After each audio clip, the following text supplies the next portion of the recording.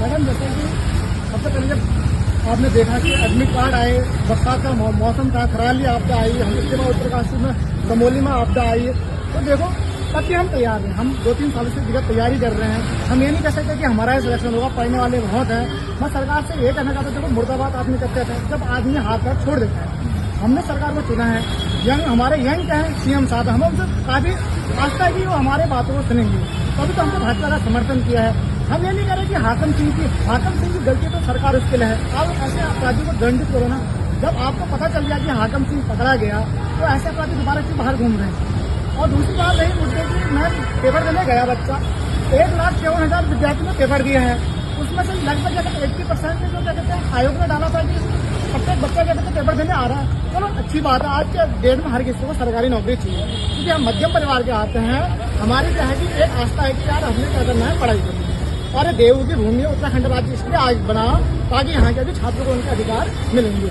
ये हल्द्वानी में काफी रोजगार है, ऐसा नहीं कि रोजगार नहीं है, रोजगार की कमी नहीं है। बस अभी क्या था कि जो आदमी क्या करता है पढ़ाई के क्षेत्र में आता है, तो अगर उसकी मेहनत करेगा ना, तो हमेशा मेहनत का फल मिलना चाहिए। बाकी किस्मत की बात है, निकलने को तो 400 लोग निकलेंगे, लेकिन हम ये कहते हैं कि जब 400 लोग उन्हें मेहनत कर देंगे, तो कम से कम उसका रिजल्ट तो है। सरकार को पता चल गया यूपीएससी के अध्यक्ष की तरह की मात्र तीन पन्ने तो लीक हुए, हमें 3 पन्नों से मतलब नहीं है, एक क्वेश्चन भी कैसे लीक हुआ, हमें पन्ने से मतलब नहीं है। कहते हैं ना चोरी होती है, चाहे 5 रुपए की हो, 1000 रुपए की हो, चोरी कहलाती है। ये तो मैडम आपसे कहना चाहता हूँ, हमारे हल्द्वानी में 57 सेंटर हैं और एक से एक सेंटर है। तो पहले के जमाने में अगर पेपर लीक हो जाए, हम कह सकते हैं कि कैमरा नहीं है, सुविधाएं नहीं है।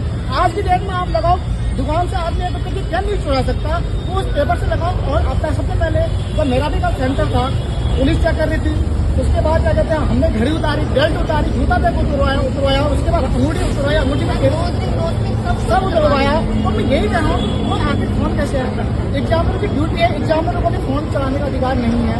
बैल वैसी नहीं, कैमरा है, पहले कैसे कैमरा भी नहीं है। तो मैं आयोग से ये कहना चाहता हूँ, आप थोड़ा पेपर कैंसिल जो भी बात है, आप उसको पकड़ो ना। ये 3 पन्ने आए ढंग से।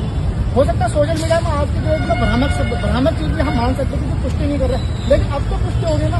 सबसे पहले आप उसको पकड़ो, अब आगे को सुधारो, जो हुआ, ताकि बच्चों को उम्मीद तो रहे कि हाँ आगे को अपनी पढ़ाई जारी रखें। तो जब ऐसा ही करना, तो पढ़ाई क्यों करा रहे हो, पेपर क्यों करा रहे हो?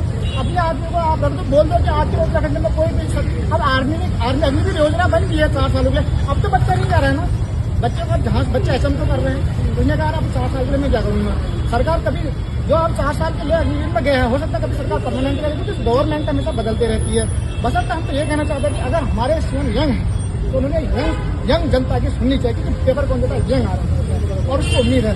अगर देखो बच्चा धीरे धीरे टूटेगा, तो अब ये क्या कहते हैं, जो पत्रकारिता है, पत्रकारिता क्या है, ये हमारी आवाज को रहेंगे। मैं तो सबसे ज्यादा कि मोदी आवाज करने से कोई फायदा नहीं होगा। आपके क्या है कि